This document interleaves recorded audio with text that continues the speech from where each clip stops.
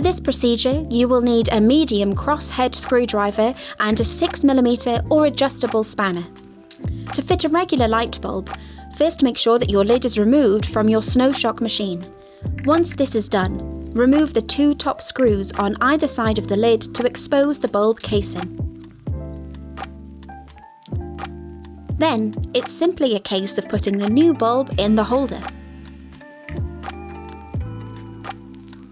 To fit a light lid contact, remove the screws on the top of the lid. Separate the top and bottom lid pieces. Using a spanner, unscrew the bolts and washers, holding the old contact in place. Replace the new contacts one at a time. This way you can refer to the other to see how they go back. Using a spanner, tighten the bolts securely, but not too tight.